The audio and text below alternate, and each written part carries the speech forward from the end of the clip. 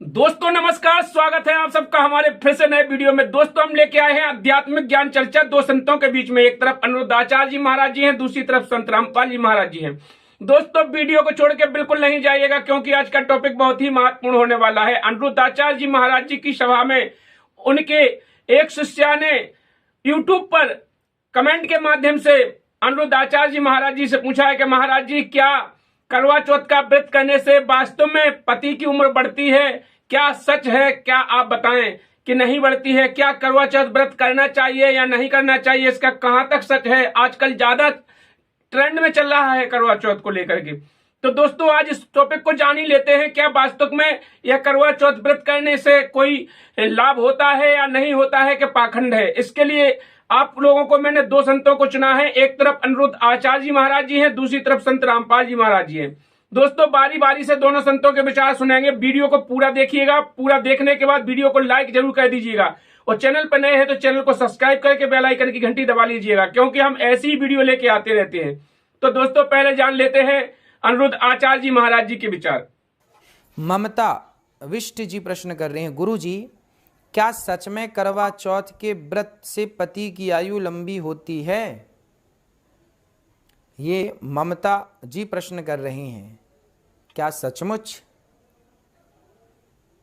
करवा चौथ के व्रत से पति की आयु लंबी होती है? बिल्कुल होती है। कोई भी व्रत किया जाए, कोई भी व्रत किया जाए, वो दीर्घजीवी तो बनाता है।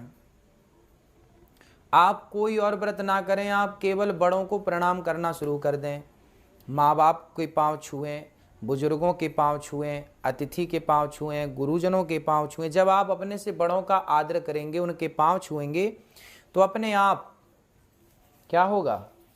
अपने आप आपकी आयु बढ़ जाएगी, क्योंकि जिनके पांव छुएंगे वो क्या बोलेंगे? दीर्घजीवी, खूब जियो, खूब खूब लंबी आयु हो, खूब कोई ना कोई तो आशीर्वाद देगा।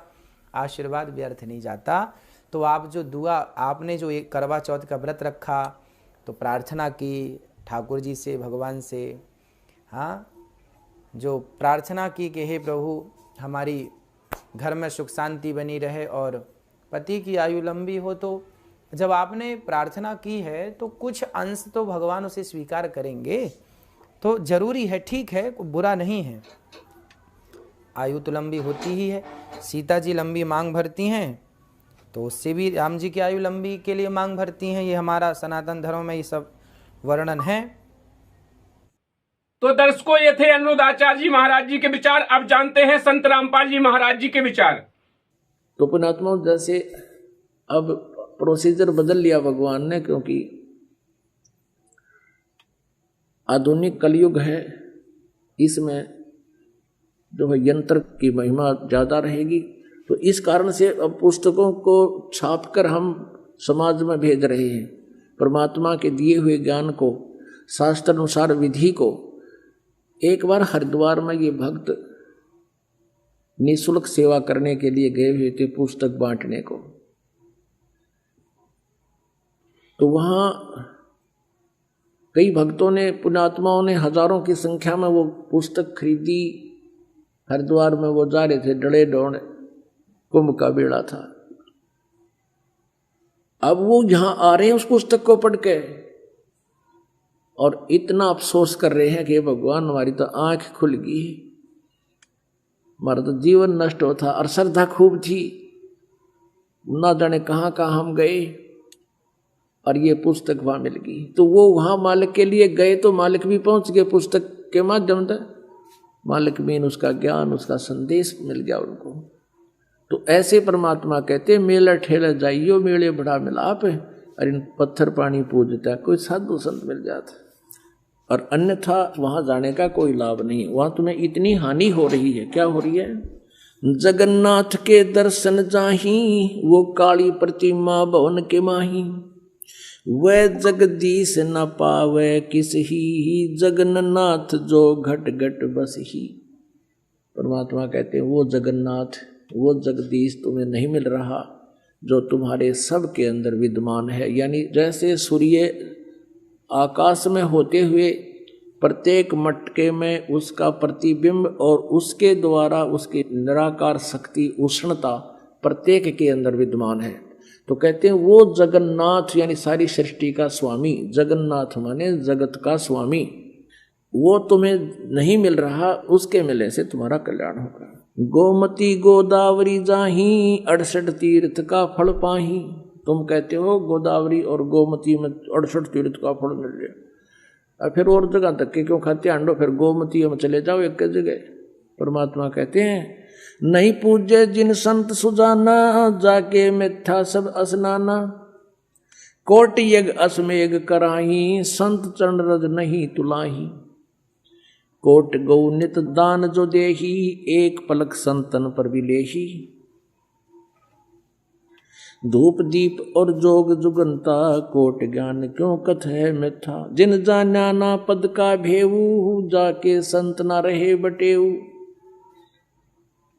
तीर्थ व्रत करे जो प्राणी, तिनकी छूटत है नहीं खानी।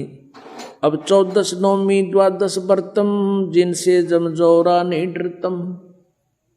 अब जो तुम साधनाएं कर रहे हो ये सारी 14 नौमी 12 करें एकादशी संजम सोई, करुआ चौथ गदेरी होई। 8 सातें करें कंदूरी, नीच के घर हो सूरी। कहे जो करुआ चौथ कहानी, तास गदेरी निश्चय जानी। दुर्गा देवी भैरो भूता, रात जगावे होए जो पूता। करे कढ़ाई लपसी नारी, बूढ़े वन सदा समेत घर बारी। दुर्गा ध्यान पड़े तिस बगड़म, ता संगति डूबे सब नगरम। अब कितनी गहरी बात बताई है परमात्मा ने। कहते हैं जो करुआ चौथ का व्रत रखते हैं, करुआ चौथ का व्रत किस लिए रखते हैं कि हमारे पति की दीर्घायु हो। एक बहन बता रही थी, अब नाम लिया जब आंखें खुलती हैं इस ज्ञान से, नो बोले जी मैं करुआ चौथ का व्रत रखा हुआ था, उसी दिन मेरे पति की मृत्यु होगी। और घर पे उसका शव आया, टक्कर मार मार कर रोई। तो परमात्मा कहते हैं ये तुम्हारी केवल मनमुखी और लोक वेद कहानियां हैं, इनसे कोई लाभ नहीं होगा। तो क्या कहते हैं, करुआ चौथ कहे जो कहानी, तास गदेरी निश्चय जानी। जो करुआ चौथ करे हुए तो नरक में जाएंगे। और पहले क्या करा करते कि करुआ चौथ की कहानी 5-4 बुढ़िया ने बैठ के कोई थोड़ी बहुत अक्षर ज्ञान माई होती वे बहन वह सुनाया करती, या बुला लेते किसी गुरुआइन ने, गुरु की पत्नी ने। कहते हैं जो सुने और जो सुनावे। करुआ चौथ कहे जो कहानी, तास गदेरी निश्चय जानी। पक्की गदी बनेगी नो कहे, वो परमात्मा का आदेश है। तो ये नहीं बकवाद करनी हमने, क्योंकि शास्त्र विद साधना है।